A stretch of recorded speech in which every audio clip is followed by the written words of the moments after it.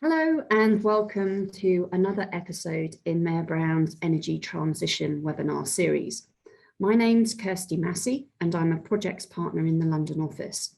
The focus of my practice is power and energy projects with a particular focus on the commercial arrangements and regulatory frameworks. The subject of today's webinar is hydrogen, with a particular look at hydrogen in the UK. And I'm delighted to be joined today by Ilesh Patel, Baringa's Global Strategy and Markets Lead for their energy and resources industry. Ilesh has over 25 years of experience in both the UK and internationally, advising utility companies, regulators, governments, investors, and lenders on strategy, regulatory issues, investment, and importantly, commercial issues as well. He has particular expertise in providing advice with respect to new energy technologies and sectors. So he is definitely someone who is incredibly well qualified to participate in today's discussion. So welcome, Ilesh. Thank you for joining me. Before we get into a more detailed discussion, I thought it might be helpful just to set the scene a little bit in terms of the UK. The UK, like many other countries around the world, is focusing on hydrogen as a key part of the energy transition story. It's seen in the UK as having a potentially important role in power, transportation, and currently heating. The UK published its hydrogen strategy earlier this year, in August in fact, and the strategy was accompanied by a number of consultation papers, which for me highlights the struggle and indeed I think some tension in terms of trying to establish a roadmap and a way forward in a sector where so many of the sort of future play out and the future sort of reach of the sector remains uncertain. So the UK government is adopting what it is termed a low regrets approach, which means essentially that it's considering a wide range of support across different industries and technologies. So it's keeping a number of its options open. Query for me whether that means there'll be a lack of focus, which potentially may sort of not help driving the strategy forward. But going back to the UK strategy itself, there are a number of goals in terms of hydrogen in the UK. First of all, there's 5 gigawatts of low carbon hydrogen production capacity to be in place by 2030. There's a general creation of green jobs. There's an intention that hydrogen should account for 20% to 35% of the UK's final energy consumption by 2050. And then fourthly, that the UK becomes a global exporter of technology and indeed expertise in the hydrogen space. Somewhat unusually, I think, particularly as compared to the rest of Europe, but again, perhaps, Ilesh, we can talk about this as we go forward. The UK is following a twin track approach in terms of hydrogen. So it's focusing on both green and blue hydrogen, linking the development of the hydrogen market closely with the development of carbon capture and storage, as well as the continued development and expansion of the offshore wind sector. There are a number of initiatives contained in the UK's strategy, but one I think that's particularly interesting in terms of the hydrogen business model is the introduction of a form of CFD, which the government is seeing as key in terms of providing long-term revenue support and encouraging development. So essentially what's anticipated is that there will be top-up payments made to the extent that the price that's actually achieved through the sale of hydrogen fails to meet the market price. Now, the concept of a market price is something I think that's quite interesting in the hydrogen space, given where the market is currently. So there's a lot to consider. It's a complex space, but I wonder if perhaps a good place to start, Ilesh, is actually taking it right back and thinking a little bit about the role of hydrogen in a net zero future, and would welcome your thoughts on that. Thanks, Kirsty. And look, I've loved working with you over many years now, and you and your teams on really big issues facing the energy sector and our low carbon future. So thank you to you and Mayer Brown for inviting me along to give my thoughts, such as they might exist on the role of hydrogen in low carbon future and some of the use cases I'm sure we're going to go into shortly. But I think it's always worth reminding the audience about the role that hydrogen might play in a low carbon future. It is the simplest element in the periodic table, as we all know, and the most abundant in the universe. Little wonder that hydrogen has excited the imagination of scientists and energy innovators for so long. But if you look at the down-to-earth analysis, if you'll forgive me for that, revealed there's nothing simple about it. It rarely occurs in its simple gaseous form on our planet, and as a result, integrating hydrogen as a major component of Earth's energy systems is a task that's actually astonishingly complex. And yet we believe that to achieve net zero, hydrogen must be a critical energy vector. And indeed, some predict hydrogen to account for as much as 40% of our future energy needs. So before we look at the challenges, which I know you and I will get into, and where hydrogen might be used, it's kind of necessary to acknowledge that 60%, the other 60% of our energy needs are going to be met for electricity. Electrification will always be more efficient and therefore the better choice where it's viable, given that the production of hydrogen requires energy, whether from renewable electricity or other sources such as coal, gas, or biomass to be generated. Therefore, on a level playing field for most use cases, electrification wins. And on top of that, the playing field is not level. Electrification is already an incumbent with the infrastructure largely in place for its delivery. Therefore, the challenge that hydrogen faces is not one of efficiency, but also one of coordination in rolling out and scaling up the required infrastructure in the UK and internationally. Both the complexity of this challenge and the rewards of solving it are difficult to kind of overstate, in my view. And then in the meantime, there are a whole host of existing hydrogen users, Kirsty, that need to migrate to less polluting versions of the carrier.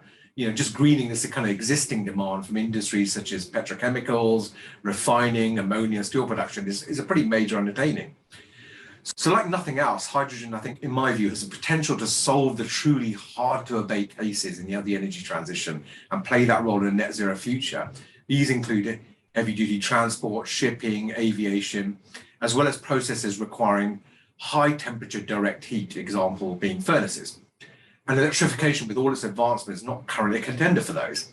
And therefore, hydrogen can play a role in net carbon future.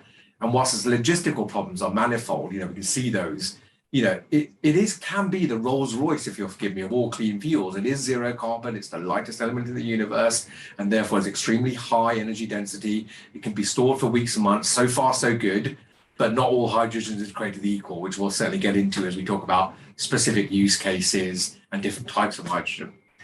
So Kirsty, I think that's a rapid overview of kind of the role that hydrogen might play in a low carbon future. And I know we're going to dive into some detailed areas next. Absolutely. Well, that's really helpful in terms of setting the scene, because as you say, it's complex. The potential role is significant, as you say, 40% of future energy needs. But I think the point that you make, and it's a good one, is that it's useful in certain specific contexts, but it's not going to be the answer across the piece. And this kind of, in the UK, there's a mix of initiatives, and in particular, the sort of seeing it, the blending in the downstream sort of gas market and potential for heating is one area which I'd be interested to hear your views on, because certainly there's a lot in discussion about how expensive hydrogen is, and maybe we can come on to that, as well, particularly given where we are in terms of the wholesale gas price in the UK at the moment, or indeed more broadly in Europe.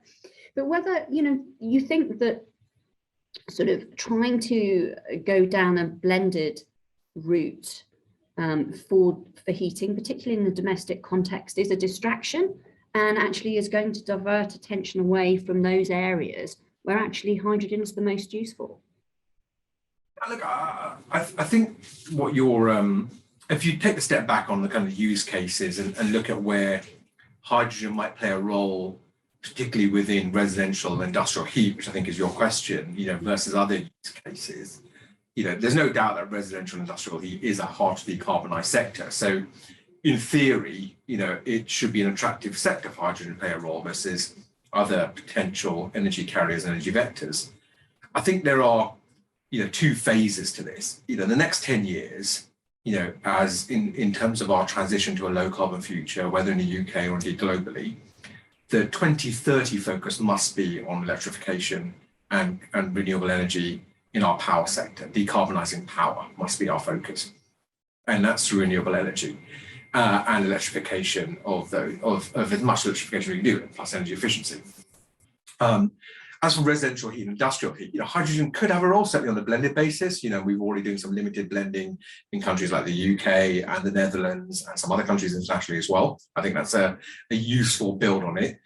Do I think that I would bet all of our infrastructure capital spend in the UK on transforming our gas pipeline network to suit residential heat driven by hydrogen with the boiler infrastructure and the domestic infrastructure required, as the only solution that's likely to be viable, prudent, economic for a low carbon future on that particular segment? I wouldn't. I think there are other sectors that we really should be focusing on. If you look at the fertilizer industry, for example, refining and petrochemicals, shipping, heavy duty transport, green steel, flexible power, I think those are all other downstream use cases, I think, which are really attractive potentially for hydrogen.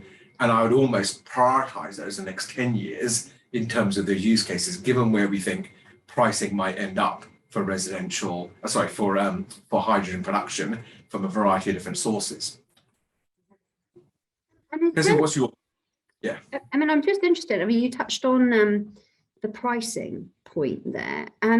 What is Baringa's sort of thinking in terms of pricing? Because it is, it's difficult to talk about market price currently, given there's no really established market, which is interesting, given the CFD initiative that's part of the hydrogen business model in the UK. And I'd be interested to hear what your thinking is in terms of price and the timeline, particularly given the experience, say, for example, in the renewables industry, where we've seen the costs of solar and the wind turbines, etc., come down really quite rapidly. Do you think there's a similar trajectory anticipated in the hydrogen space? We certainly do. Look, we're looking at a combination of renewable energy costs falling and continue to fall, particularly for offshore wind and for solar, subject to supply chain challenges that we know exist in the solar industry today, plus falling electrolyzer costs, which are well published, which means we're within reach of hydrogen production costs for green hydrogen, which is it's well below that kind of $2 a kilogram well-known benchmark that is set by, amongst others, the IEA and other industry observers. So we subscribe to that based on our analysis. I think what you've got to believe, though, to believe that's going to be true, is a set of underlying developments in the hydrogen market and the hydrogen supply chain industry. So, you start from the government and corporate commitments to decarbonisation and net zero, being a necessary but not sufficient condition for development of a hydrogen market. So some of the UK government, for example, commitment to the industrial clusters and hydrogen support through that, really important, necessary but not sufficient. Hydrogen then becoming a critical pathway to a net zero world, as I described earlier, for those hard to abate sectors. And then the cost of electrolyzers continuing to fall and renewables continuing to fall. We're talking about metrics around renewable energy cost production in the UK of that kind of £40 a megawatt hour type level, combined with electrolyzer costs falling, means that we can see and foreseeably see in the next 2 to 3 years, the cost of hydrogen is falling below $2.50, in the next 5 to 10 below $2. All of those at the right carbon price then means for green hydrogen, we can see a clear pathway to use cases being economic for customers in some of those sectors that I talk about, particularly petchem, steel, furnaces, particularly highly energy intensive industries. And then you build onto that the potential, which I think is really, really important, for international trade in hydrogen. And I think that's, to date, I think less focus has been given on that, particularly in Europe, but in Southeast Asia, for example, almost all of the focus is on trading hydrogen. The key challenge there is, how do you transport hydrogen from the countries in which it's cheapest to produce it, countries like Australia where renewables are really cheap, to countries where there's highest demand and highest value for that, like Japan. And there's a huge number of challenges around hydrogen and transporting it. Do you transport as ammonia? Do you liquefy it? Well, you have to liquefy it at a very cold temperature in order to transport it. Are there other means of transporting as well that might be developed through R&D and research and development in the future? So I think all of those are important issues, but I see the development and that cost journey coming down through a combination of renewable falling costs, electrolyzers falling in cost, but international trade driving down the cost of producing and through competition driving down the cost of supplying it to the countries that need that pricing. That's really interesting. And when sort of listening to you talk about the international trade, it sort of reminds me a little bit of what we've seen in the LNG space, and indeed, Asia, their sort of role and expertise in the LNG space. And certainly, if I think about the LNG space, I do wonder if there are lessons to be learned, not just in terms of transportation and international trade, but perhaps how some of these complex projects, which hydrogen projects will inevitably be, are actually structured in terms of certainly whether in order to attract the equity, but also the debt. I mean, let's not be shy about it. These are going to be large capex intensive projects. They need to be structured in a way to attract large levels of debt. So I wonder if we're going to see and what your views are in terms of the likely structures for these projects, whether they'll be fully integrated, and sort of whether we are going to be applying very much the sorts of structures we've seen in the LNG context. That's a great question. Look, I think I'd separate how these might be structured into two parts during the development stage of projects versus how their long-term ownership might evolve either through construction or pre-construction FID and into operations. I think in the development stage, I think what we're seeing already is consortium-driven development, particularly in, for example, the UK clusters. Really good example of that. With consortiums of producers, consumers, infrastructure to transport, infrastructure to store, all of that being integrated into one of those consortiums bidding together. And I think that makes sense for developing and sharing the capex risk associated with that and the early stage of the project, in the same way that the oil and gas industry developed through consortium infrastructure and consortium drilling rights for both oil and gas internationally. I think that makes some sense given its early stage technology. I think what you'll see very quickly, though, is, and I'm going to focus on green hydrogen, if you forgive me, partly because I think I have a strong belief that the economics of green hydrogen are almost there now, and there's a strong case to do green and blue in parallel, but for some countries, green might be first. And actually, I think that is a principle. So taking green hydrogen, I think in the ownership in the ownership phase, certainly, potentially in the construction and just at FID, I think we should look at hydrogen really as 4 different projects. I think we should look at the renewable energy component as a standalone infrastructure project, financed in the way we would traditionally find renewable projects, with a long-term contract supplying the electrolyzer.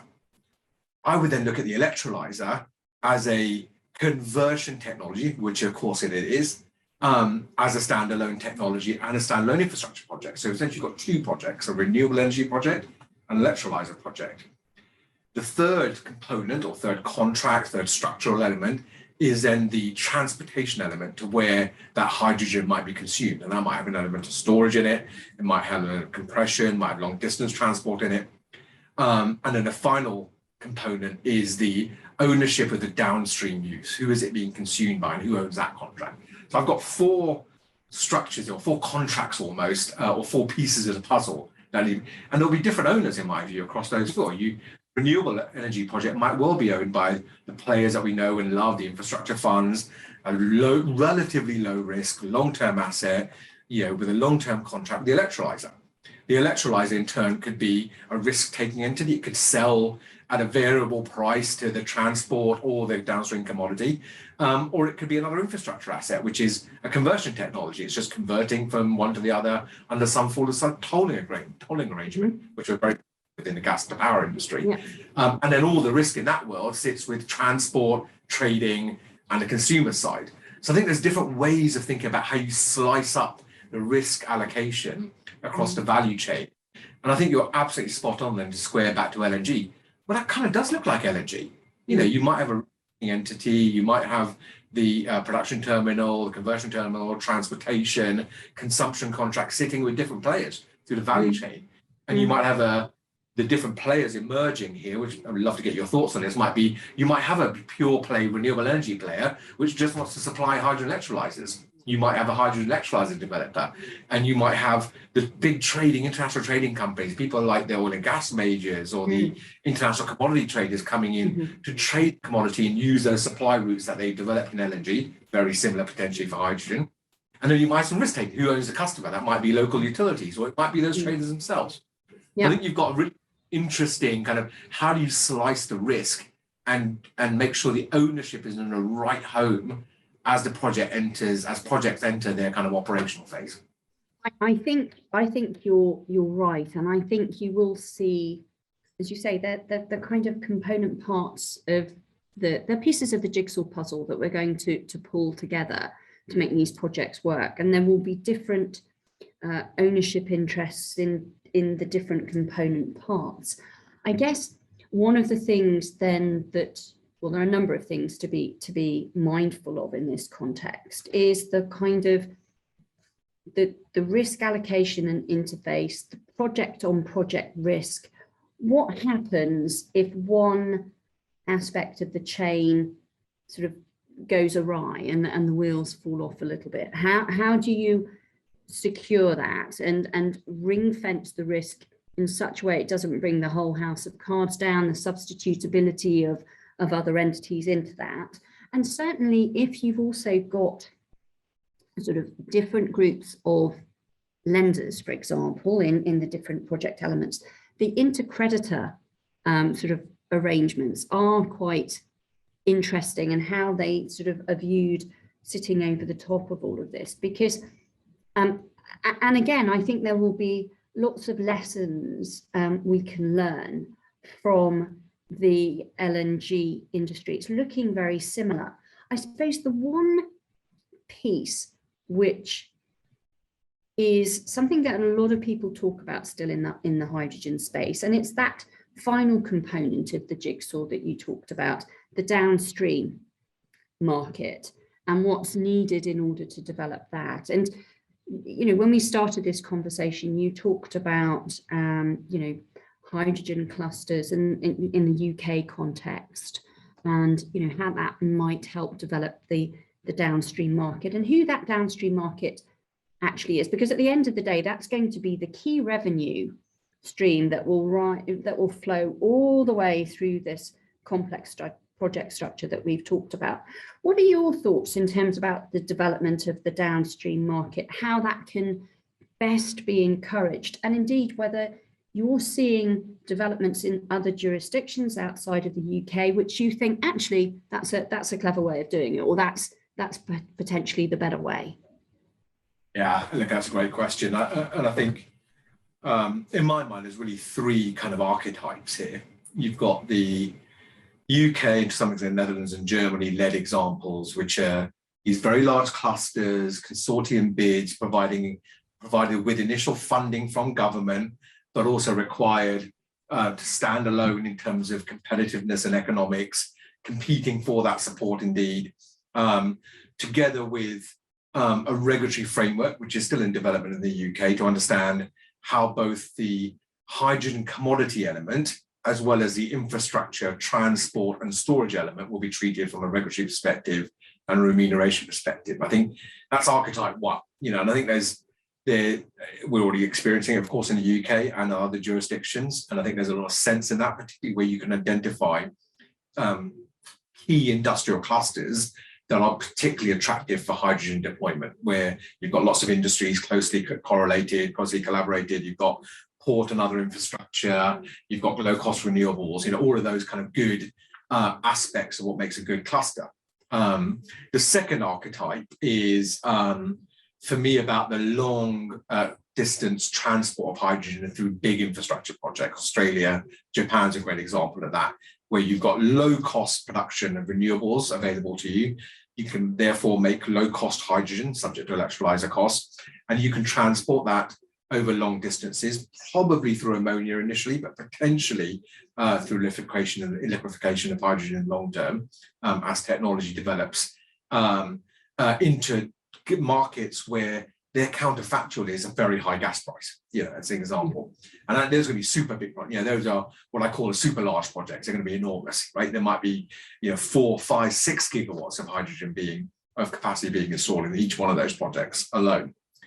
And I think the third archetype, and I think the one that I think really comes back to your original question, which is going to be, how do I then solve particular hard to abate industry subsectors outside of clusters and outside of the import of hydrogen as a replacement fuel for gas? And I think for me, that's going to be about petchems, so petrochemicals, as a particular subsector. And again, dedicated infrastructure for particular petchem sites. Green steel, I think, would be a particularly attractive sector, and potentially fertilizer in the next fertilizer and ammonia use in the next 4 to 5 years. And the reason I suggest those three is I think the economics are almost there now. Given where carbon prices are today in Europe, at the kind of 65 to 70 euros a ton level, given where gas prices are, we should be in a position to see the economics of those now of hydrogen being very attractive for those use cases, given the counterfactual. The key question, one you allude to, is how do you manage the risks over the lifetime of a project, which might be 25, 30, 40 years? Who is that risk allocated to, both volume risk and price risk? Yeah. I think that's right. I mean, you've got these two component parts, the volume and the price. And I think with the price as well, I think currently, yes, certainly within the UK, but also Europe, we're seeing high wholesale gas prices. But as you've said, these are long-term projects. And I think we've got to be mindful of the fact that what we're seeing now in terms of the wholesale energy market, that could be, in the grand scheme of things, a relatively, yes, there may be a trajectory going forward of increased prices, but the volatility we're seeing at the moment is within a short time frame, and we shouldn't get too carried away with it. We've got to sort of step back a little bit, think about hydrogen in the longer term, and how this plays out. So I think, it's an amazingly interesting space. I think from the conversation we've had, we're both interested to see how this plays out. I think we both feel pretty privileged to be involved in the space and working with some of the clients that we are working with. But just to sort of conclude, if I was to put you on the spot a little bit, what do you think is the key priority what should the UK government do now as a key priority? I know it's published this strategy, which is all sort of nice. It was a little bit late in coming, but it got there eventually.